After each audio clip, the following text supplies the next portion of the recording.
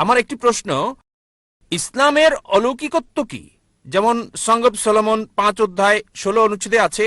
আমি জানতে চাই, অনেক ধর্মই অলৌকিক অলৌকিক বলে থাকে, তাই আমি ইসলামের অলৌকিকত্ব জানতে চাই। ভাই প্রশ্ন করলেন যে ইসলামের অলৌকিকত্ব কি, আর উদ্ধৃতি দিলেন সং অব সলোমন 5 অধ্যায় 16 অনুচ্ছেদ। সং অব সলোমন হলো বাইবেলের অংশ। সং অব সলোমন বাইবেলের ওল্ড টেস্টামেন্টে আছে, হিব্রুতে আছে। হিকম মিতাকিম বিকুল্লি মুহাম্মাদিম জাইদুদি জাইরাই বাইনা জেরুসালাম। এটা হিব্রু ধৃতি, আমি মূল থেকে বলছি কারণ অনুবাদ ভুল হতে পারে। হিকম মিতাকিম বিকুল্লি মুহাম্মাদিম জাইদুদি জাইরাই বাইনা জেরুসালাম, যার অর্থ সে অতি মনোরম, সে প্রশংসিত, সে আমার প্রিয়। হে ইসরায়েলের সন্তানেরা, মূল থেকে বলছি কেন, কারণ মূল শব্দটা হচ্ছে মুহাম্মাদিম। হিব্রু ভাষায় ইমযুক্ত করা হয় সম্মান বোঝাতে গিয়ে। মুহাম্মাদের সাথে ইমযোগ করলে হবে মুহাম্মাদিম, যেমন এল্লো মানে ঈশ্বর, এলোহিম ঈশ্বরের প্রতি সম্মান বোঝায়। আর বাইবেলের অনুবাদের মধ্যে এই প্রপার নাউন মুহাম্মাদের অনুবাদ করেছেন অতি মনোরম। কিন্তু সং অব সলোমন অধ্যায় 5 অনুচ্ছেদ 16-তে সর্বশেষ ও চূড়ান্ত নবী মুহাম্মদ সাল্লাল্লাহু সাল্লামের আগমন সম্পর্কে তার নাম সহ বলা হয়েছে। এবার আসি আপনার প্রথম প্রশ্নে, ইসলামের অলৌকিকত্ব কি?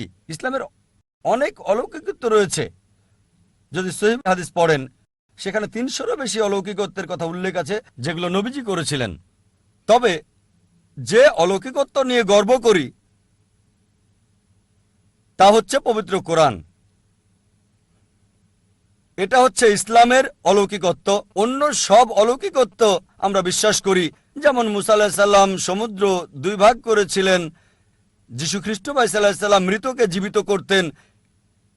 কিন্তু এখন যদি দেখতে যাই, সেই সময় কি যেতে পারবো যাচাই করতে সমুদ্র ভাগ করেছিলেন কিনা?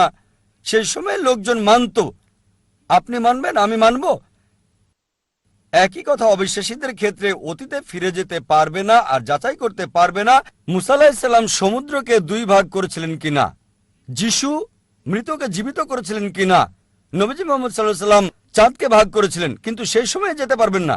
একটা অলৌকিকত্ব যেটা সেই সময়ের জন্য ছিল, এই সময়ের এবং শেষ সময় পর্যন্ত পবিত্র কোরআন। এটা অলৌকিকের অলৌকিক। আর 1 সপ্তাহ আগে, প্রায় 8 দিন আগে, এটা 12ই জানুয়ারি, একটা লেকচার দিয়েছি, কোরআন এবং আধুনিক বিজ্ঞান সাংঘর্ষিক নাকি সামঞ্জস্যপূর্ণ, আর প্রমাণ করেছি এই কোরআন অলৌকিকের অলৌকিক। এটা শুধু অলৌকিক নয়, অলৌকিকের অলৌকিক। এটা সব সময়ের অলৌকিক। আগের সময়টা ছিল অলৌকিকত্বের, সেই সময় প্রমাণ করেছে। তারপর সাহিত্য এবং কবিতার যুগ আসলো। কোরআন হলো সবচেয়ে উত্তম সাহিত্য এই পৃথিবীর বুকে, মুসলিম এবং অমুসলিম আরবি বিশেষজ্ঞদের মতে। এখন যদি কোনো ধর্মগ্রন্থ কাব্যিক ভাষায় বলে পৃথিবী সমতল, বিশ্বাস করবেন? উত্তর হচ্ছে না, কারণ এখন সময়টা সাহিত্য আর কবিতার নয়, এখন বিজ্ঞান আর প্রযুক্তির যুগ। তাই 8 দিন আগে আমি প্রমাণ করেছি কোরআন 1400 বছর আগে যা বলেছে, বিজ্ঞান সেটা এখন আবিষ্কার করেছে। 20 বছর আগে, 50 বছর আগে, 100 বছর আগে, 200 বছর আগে। কে কোরআনে এসব কথা বলেছে? সর্বশক্তিমান ঈশ্বর ছাড়া কেউ না।